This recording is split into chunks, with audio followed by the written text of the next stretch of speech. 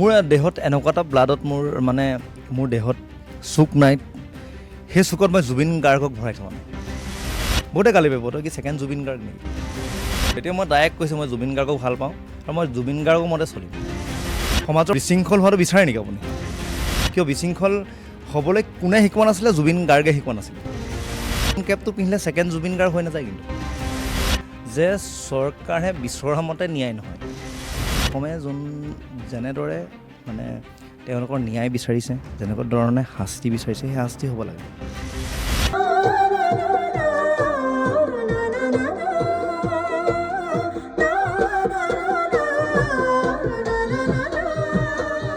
জুবিন দা নোহোৱা হোৱাৰ আজি 4টা মাহ সম্পূৰ্ণ হ'ব হ'ল। তাৰপিছত দেখা গৈছে বিভিন্ন লোকে আচলতে জুবিন দাক লৈ বিভিন্ন সময়ত বিভিন্ন গীত ৰচনা কৰিছে। জুবিন দাৰ মৃত্যুৰ পিছত জুবিন দাৰ আচলতে বিভিন্ন অনুৰাগীৰ জন্ম হোৱা সময়ত দেখা গৈছে। কিন্তু এই মুহূৰ্তত এজন বিশেষ যুৱক আমাৰ লগত উপস্থিত আছে, মই চিনাকি কৰি দিম। কিন্তু প্ৰথমে কওঁ যে বিভিন্ন সাংস্কৃতিক ক্ষেত্ৰত তেওঁ আগবাঢ়ি আহিছে। জুবিন দাক লৈ বিভিন্ন সপোন আছে, তেওঁ বিভিন্ন গীত ৰচনা কৰিছে। আৰু সকলোতকৈ ডাঙৰ কথা হ'ল শেহতীয়াকৈ তেওঁ এটা গীত ৰচনা কৰিছে জুবিন দাৰ, যে নাহৰ নাম দিছে। আৰু সেই সম্পৰ্কত আমি কিছু ক'বলগীয়া আছে, আমি সেইকাৰণে তাত আমন্ত্ৰণ কৰি আনিছোঁ। আৰু মই চিনাকি কৰি দিছোঁ যে ইমদাদুল আমাৰ লগত উপস্থিত আছে। মই ইমদাদুক সুধিম যে তুমি শেহতীয়াকৈ কেইবাটাও গীত ৰচনা কৰিছা, আৰু তুমি শেহতীয়াকৈ যিটো গীত ৰচনা কৰিছা সেইটো হ'ল নাহৰ নাম দিছা। নাহৰটোতো জুবিন দাৰ আছিলে, জুবিন দাৰ গীত আছিলে। তুমি এইটো কিয় কৰিছা তুমি কামটো? সেইটো নাহৰ এতিয়া গোৱা মানুহটোৱে নাই দেখোন। যেতিয়া ষ্টেজত নাহৰ বুলি চিঞৰ মাৰি দিয়ে, নাই প্ৰতিজনী গাভৰু আচলতে গা লৰে, কঁকাল লৰে, নাচে, হয়নে? আৰু এনেকুৱা এজন ল'ৰা নাই যে যিজন গান গোৱা ল'ৰাই আচলতে ষ্টেজত নাহৰটো পৰিৱেশন কৰা নাই। আৰু সেই নাহৰ গোৱা মানুহজন নাই কিন্তু। যদিও মানুহজন নাই, তথাপিতো জুবিন দা আচলতে নাই বুলি ক'লে আজি শব্দটো ভুল হ'ব। মানুহজন যদিও কায়িকভাৱে আমাৰ মাজত নাই, প্ৰত্যেকজন অসমীয়া বুকুৱে বুকুৱে হৃদয়ে হৃদয়ে আজি জুবিন দাক বিৰাজমান, জুবিন দা সোমাই আছে। জুবিন দা যদিও নাই, আজি জুবিন দাৰ গীত 2026 বৰ্ষৰ আৰম্ভণিতে জুবিন দাৰ নতুন গীত নাই, তাক লৈ মানুহৰ দুখ আছে। আৰু এই বৰ্ষত তুমি নতুনকৈ জুবিন দাক নাম লৈ, জুবিন দাৰ সেই নাহৰ নাম লৈ তুমি গীত ৰচনা কৰিছা, সেই কথাটোক অসমবাসী আদৰি ল'ব বুলি তুমি ভাবা জানো? গানটো ভালকৈ শুনিব লাগিব প্ৰথমে, এনেই গালি পাৰিলে নহ'ব। গানটোত যেতিয়া এখন কিতাপ পঢ়ে, আপুনি কিতাপখন নপঢ়াৰ আগত আপুনি কিতাপখন ভাল বেয়া আপুনি ডিচাইড কৰিব নোৱাৰে। এখন চিনেমা চাব গ'লোঁ আমি, ভাল বেয়া আজি ৰৈ ৰৈ বিনালে ওলালে দাদাৰ, আমি চিনেমাখন নোচোৱাকৈ আমি কমেণ্ট মৰাটো ভুল হ'ব, হয়নে? চিনেমাখন চাই ল'ব লাগিব যে তাৰ থিমটোৱে কি ক'ব বিচাৰিছে। এতিয়া মোৰ ৱৰ্ডটোৱে কি ক'ব বিচাৰিছে? নাহৰ, এতিয়া মানুহে ক'ব যে নাহৰটো জুবিন গাৰ্গৰ হয়, তই চুৰ কৰি এনেই গান বনাইছ, নিজৰ পাব্লিচিটি বিচাৰি আছ। কিন্তু নাহৰ গাবলৈ তুমি যে নাই, তাত কি কৈছে গানটোত, সেইটো প্ৰথমে শুনিব লাগিব। গীতটোত কণ্ঠদান কোনে কৰে? কমলিকা কাশ্যপ বুলি আমি গম পাইছোঁ। কমলিকা কাশ্যপে গানটোত আমি তাত জুবিন মামা বুলি কোৱা হৈছে, যে জোনবাই এটি আকাশত লুকাই জুবিন মামা বুলি কিয়নো বিনাই। মই অকণমান গাইছোঁ। ৰিচেণ্ট কালি মোৰ এখন শ্ব' আছিলে জাপৰি গোগত, তাতো মই গীতটো পৰিৱেশন কৰিছোঁ বাৰু। আনৰিলিজ চং একচুৱেলি পৰিৱেশন নকৰে, কিন্তু মই প্ৰথমবাৰ পৰিৱেশন কৰিছোঁ, ৰিকুৱেষ্টত সেইটো। আৰু তাই জুবিন মামা বুলি মাতিছিলে আচলতে। আৰু এটা কথা কি, এই গীতত অকল জুবিন গাৰ্গ বুলি নহয় দেই, মই ভিতালী দাসো আমাৰ মাজৰ পৰা নোহোৱা হ'লে। আৰু ভিতালী বাক আচলতে আমি সেই আজি যে আপুনি মোক ইণ্টাৰভিউ লৈ আছে বা ইয়াত আপুনি মোক মাতি আনিছে, এটা কথাৰ কাৰণে সেই জানমণি অঞ্জনাক লৈ পিনি আমি বা জানমণি জোনবাই শুনি আজি আহি গুৱাহাটী পালোহি, দাদাক জুবিন গাৰ্গক বিচাৰি ধৰি লওক। তাৰপিছত কি হ'ল, তেতিয়া আচলতে এইখিনি সময়ত আচলতে বিভিন্ন ধৰণৰ গীতবিলাক ওলাই থাকে। জানমণি ওলায়, ৰাংঢালী ওলায়, জোনবাই ওলায়, হয়নে? আৰু অঞ্জনা ওলায়। আৰু তেতিয়া ভিতালী দাস আৰু জুবিন গাৰ্গৰ কণ্ঠত যোনটো এটা ফিল হয়, তো ভিতালী দাসো গুচি গ'ল, জুবিন গাৰ্গো গুচি গ'ল। সেইকাৰণে কিছুমান আমি বুল লৈ গোটেই গানটো কিন্তু দাদাৰ ষ্টাইলত কৰা হৈছে। কালি মই পৰিৱেশন কৰিছোঁ গীতটো, অকণমান মই এতিয়া কোনোবাই শুনিছে বাৰু, ক'ৰবাত নিউজত বজাইছে বাৰু। একদম পূৰা দাদা ষ্টাইলত কৰিছোঁ। গানটো শুনিলে অকণমান দাদাৰ আকৌ অকণমান ফিল হ'ব। আৰু নাহৰটো যিহেতু দাদাৰ হয়, সেইকাৰণে মই ষ্টাইলটো চেঞ্জ নকৰিলোঁ। বহুতে গালি পাৰিব, তই কি ছেকেণ্ড জুবিন গাৰ্গ নেকি? তুমি ইয়াৰ আগতো তুমি এটা গীত কৰিছিলা, যিটো জুবিন দাই এদিন কৈ গৈছিলে, ঘপককৈ কৈ যোৱা, যে এটা লাইন গাই দিলে কিনো হ'ব দেশৰ অৱস্থা। এই লাইনটো জুবিন দাই কোৱাৰ পিছত সেইটোও তুমি গীত কৰিছিলা। আকৌ পিছত আকৌ নাহৰ কৰিছা, জুবিন দাই কোৱা কথাবিলাকেই তুমি কৰিছা। জুবিন দাক তুমি কপি কৰিবলৈ চেষ্টা কৰিছা নেকি? সেইটো কপি বুলি ক'লে নহ'ব আচলতে। এতিয়া দাদাই কৈছিলে যে মোৰ ঢেৰ সন্তান আছে, তো সেই সন্তানৰ মাজত ময়ো এটা সন্তান। আৰু এটা সন্তানৰ অধিকাৰ কিন্তু দেউতাকৰ সম্পত্তিৰ ওপৰত। তো মোৰ সেই অকণমান অধিকাৰ বুলি মই ভাবোঁ মানে তুমি নিজকে জুবিনদাৰ সন্তান হিচাপে তুমি প্ৰতিষ্ঠা কৰিব বিচাৰা? অভিয়াছলি সেইটো মই কৰিব বিচাৰোঁ। আচলতে মোৰ দেহত এনেকুৱা এটা ব্লাডত মোৰ দেহত চুক নাই, সেই চুকত মই জুবিন গাৰ্গক ভৰাই থোৱা নাই। আৰু জুবিন গাৰ্গৰ কাৰণে মোৰ মা দেউতা সেই সৰুতে ছেকেণ্ড ইয়েৰ এক্সামটো দিহে মই গুৱাহাটীলৈ ওলাই আহিছিলোঁ কেৱল জুবিন গাৰ্গৰ কাৰণে। কোন জেগাত তোমাৰ ঘৰ?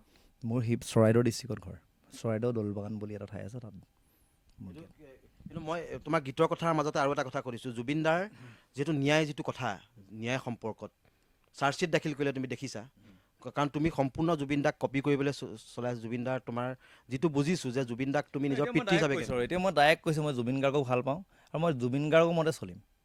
জুবিন গাৰ্গে যি আদৰ্শ দেখাই গৈছিলে, অকল আদৰ্শ নহয়, বহুত কাম দেখাই থৈ গৈছিলে, ভাল কাম দেখাইছিলে, মানে সমাজৰ কাম দেখাইছিলে, দুখীয়াক সহায় কৰিবলৈ দেখাইছিলে, হয়নে, সৰুক মৰম কৰিবলৈ শিকাইছিলে আৰু দুখীয়াৰ দুখত চকুলো টুকিবলৈ শিকাইছিলে আৰু যেনেকৈ ষ্টাইল কৰিছিলে। তো এতিয়া মই অপেন কাণফুলি পিন্ধি আহিছোঁ। ইয়াৰ আগৰ ইণ্টাৰভিউত মোৰ কাণফুলি দেখা নাছিলে, এইটো গানত মোৰ অলপ বেজাৰ লাগি আছিলে। তো এতিয়া মই অপেন কাণফুলি পিন্ধি আহিছিলোঁ, দাদা এই আগফালে জোঙা কাণফুলি এটা পিন্ধে। এতিয়া মই কেইদিনমানৰ পিছত ৰাউণ্ড কেপটো পিন্ধিম। এইটো ছেকেণ্ড জুবিন গাৰ্গ নহয়। তুমি চব অনুকৰণ কৰিছোঁ, যদি মই ভাল হওঁ আপুনি মোক বিচাৰে নেকি মই বেয়া হোৱাটো? সমাজৰ মই বেয়া কাম মই মানে বিশৃংখল হোৱাটো বিচাৰে নেকি আপুনি? অভিয়াছলি নিবিচাৰে। কিয় বিশৃংখল হ'বলৈ কোনে শিকোৱা নাছিলে? জুবিন গাৰ্গে শিকোৱা নাছিলে। তো সেইটো কাৰণে মই ৰাউণ্ড কেপটো জুবিন গাৰ্গে পিন্ধিছিলোঁ, মই কিয় পিন্ধিব নোৱাৰিম? মই ৰাউণ্ড কেপটো পিন্ধিলে ছেকেণ্ড জুবিন গাৰ্গ হৈ নাযায় কিন্তু। সেইটোৱে কথা যে জুবিন গাৰ্গে ফুলিপাত পিন্ধিছিলে কাৰণেই, কেপটো পিন্ধিছিলে কাৰণে তুমি পিন্ধি দিবা আৰু তুমি জুবিন গাৰ্গ হৈ যাবা, তেনেকুৱা কথা আচলতে হ'ব নোৱাৰে। জুবিন গাৰ্গটো সি 100 বছৰ যদি এইখন পৃথিৱীত যদি আমি 100 বছৰলৈকে জুবিন গাৰ্গ নাহে ইয়ালৈ, 100 বছৰ পিছত কোন আহে সেইটো আমি ক'ব নোৱাৰোঁ। কিয়নো আমি খুব বেছি এতিয়াৰ পৰা যদি আমি হিচাপ কৰে 50 বছৰহে মানুহ এজন জীয়াই থাকিব আজি পৃথিৱীখনৰ পৰা, নহয় জানো? 50-60 বছৰ লাগিলে, সৰুৰ পৰা মই ডাঙৰ বৃদ্ধলৈকে কথাটো কৈছোঁ। তো 100 বছৰৰ পিছত কোন আহে গম নাপাওঁ, হয়তো 100 বছৰলৈকে কিন্তু জুবিন গাৰ্গ নাহিব পাৰে।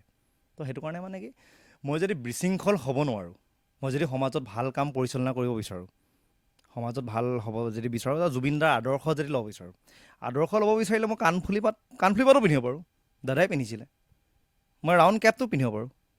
মই ইয়াৰ আগৰ ইণ্টাৰভিউত কৈছিলোঁ যে মই এতিয়া মোৰ পিন্ধিবলৈ কিবা মন যোৱা নাই, দাদাই সেই টুপিটো পিন্ধি থাকে। তেতিয়া মই সেইদিনাখন চিন্তা কৰিলোঁ যে মই যদি দাদাৰ যদি চব আদৰ্শ লৈছোঁ, দেখোন মই ভাল কামখিনি লৈছোঁ, তাৰ দুখীয়াক সহায় কৰিবলৈ শিকিছোঁ, মই সন্মান কৰিবলৈ শিকিছোঁ, হয়নে? জাতি ধৰ্ম সেই ভেদাভেদটো মোৰ নোহোৱা হৈছে। সেইটো কাৰণে যদি মই ভাল গুণখিনিয়ে যদি মই লৈ আছোঁ, আদৰ্শ লৈ আছোঁ, দাদাৰ গীত গাবলৈ শিকিছোঁ, নাহৰ গাবলৈ শিকিছোঁ এতিয়া বৰ্তমান, তো ৰাউণ্ড কেপটো পিন্ধাৰ কি মানে প্ৰব্লেম মোৰ ভাগৰ? তো সেইটো মোক কোনোবাই দেখাই দিলে মোক ভাল লাগিব, সেইটো কথাটো। শেষত জুবিন গাৰ্গৰ কি ক'বা? জুবিন গাৰ্গৰ ন্যায় সম্পৰ্কত কি ক'বা? দাদাৰ ন্যায়টো এতিয়া একদম মানে ষ্টেট মানে ডাইৰেক্ট চৰকাৰক কৈছোঁ আৰু এতিয়া কিবা এখন কি কয় নামটো ৱৰ্ডটো চাৰ্জশ্বিট ন, এইবোৰ আমাৰ মুখত ফুটি নাহে বাৰু কি হয়। কিন্তু এতিয়া কথাটো হ'ল কি, সেইখনতে 3000 পেজ বোলে, মই শুনিছোঁ দেই, 3000 পেজ। আমাৰতো মই এখন চৰাইদেউ ডিষ্ট্ৰিক্টৰ, মই গাঁৱৰ পৰা অহা, পথাৰৰ পৰা অহা ল'ৰা হয়। 3000 পেজ আমি পঢ়িবলৈ ক'ত আমি সেইবোৰ নিয়ম কানুন সেইবোৰ আমি বিচাৰি নাযাওঁ, কিন্তু সেইটো সম্ভৱো নহয় পঢ়াটো। কিন্তু এটা কথা কি, ডাইৰেক্ট কৈছোঁ যে চৰকাৰে বিচৰা মতে ন্যায় নহয়, জনসাধাৰণে কাৰণ দাদা অসমৰ লগত থাকি ভাল পাইছিলে, অসমৰ মানুহৰ লগত থাকি ভাল পাইছিলে। একদম ডাইৰেক্ট কৈছোঁ, অসমে যেনেদৰে মানে তেওঁলোকৰ ন্যায় বিচাৰিছে, যেনেকুৱা ধৰণে শাস্তি বিচাৰিছে, সেই শাস্তি হ'ব লাগে। আমিও তোমালৈ শুভেচ্ছা জনালোঁ। আগন্তুক বৰ্ষটো সকলোৰে ভাল হওক আৰু তোমাৰ যিটো সৃষ্টি, সেই সৃষ্টিটো মানুহে কেনেদৰে আদৰি লয়, দৰ্শকে কেনেদৰে আদৰি লয়, সেইটো সময়ত ক'ব। কাৰণ মই আকৌ কৈছোঁ যে সৃষ্টিটো জুবিনদাৰ লগত ক'ৰবাত মিল আছে, কাৰণ এফালে জুবিনদাই লিখা নাহৰ আৰু তুমিও নাম দিছা নাহৰ, গতিকে সেইটো কেনেকৈ আদৰি লৈ সময়ত গম পাম। শেষত তোমাক নতুন বছৰৰ শুভেচ্ছা জনাইছোঁ। তুমি অসমবাসীলৈ কি নজনাবা? ময়ো সেইটো কৈছোঁ। আৰু যদি এতিয়া চাওক, এতিয়া মোৰ ভুলো হ'ব পাৰে, যিহেতু মই একদম মানে এটা গান গাই পিনে আহিছোঁ মই ন, এটা লাইন গোৱাৰ পিছত অকণমান মানুহে চিনি পাইছে ধৰি লওক, বা সেইটো মই গাইছোঁ। আৰু 2 নম্বৰৰ কথা কি, যদি মোৰ ভুল হয় এই গীতটোত, আপোনালোকে একদম কমেণ্ট বক্স আমি খুলি থ'ম, যাতে যদি ভুলখিনি আঙুলিয়াই দিয়ে, কোনোবাই যদি গালি পাৰিবলৈ মন যায় গালি পাৰিব পাৰে, আশীৰ্বাদ দিবলৈ মন গ'লে আশীৰ্বাদো দিব পাৰে, মানে যি কৰে আপোনালোকৰ হাতত এৰি দিছোঁ। কিয়নো এটা গীত আপোনালোকৰ কাৰণে কৰোঁ ন, সেইটো কাৰণে আপোনালোকৰ কাৰণে এৰি দিছোঁ। আৰু এটা কথা কওঁ, আজি যিহেতু বছৰৰ একদম শেষৰটো দিন আৰু এটা দিন আছে, আমি চাওঁতে 2025 চনটো, আৰু এই 25 চনটো বৰ মানে আজি চিধাকৈ কৈছোঁ, বৰ আমংগলীয়া দিন হয়, আমংগলীয়া বছৰ হয়। কিয়নো আমাৰ সেই জুবিন গাৰ্গৰ নিচিনা এজন ব্যক্তি হেৰুৱাই দিলোঁ। আৰু এই 25 বৰ্ষটো মানে মই জীৱনত মানে মনত ৰাখিম আৰু দেই, সেইটো কাৰণে আৰু এই বৰ্ষটোত যদি কাৰোবাক কিবা কিবি মানে ভুল গালিও পাৰিছিলোঁ বা যোনে হওক চৰকাৰকো হওক যাকে হওক মানে পলিটিচিয়ান যোনে হওক আৰু ইয়াৰ আগত মই বহুতকে গালি পাৰি আহিছোঁ দেখিছে চাগে আপোনালোকে নিউজবিলাকত আৰু কাৰোবাক যদি গালিও পাৰিছিলোঁ মই অকণ আঘাত দিয়া কথা কৈছিলোঁ আপোনালোকে সকলোৱে ক্ষমা কৰি দিব যাতে আৰু মোৰ গীতটো আঁকোৱালি ল'ব আৰু শেষত এটা লাইন গাই দিলে কি হ'ব গানটো আপুনি গাব দিছে বাৰহকে এটা লাইন গাই দিলে কিনো হ'ব দেশৰ অৱস্থা নাই তুমি নাথাকিলে কিনো কৰোঁ ভাবি পোৱা নাই মানুহৰ সংবিধান দিলা তুমি জীৱন দান আজিও শিশু মই আমি তোমাৰ সন্তান এটা লাইন গাই দিলে কিনো হ'ব দেশৰ অৱস্থা নাই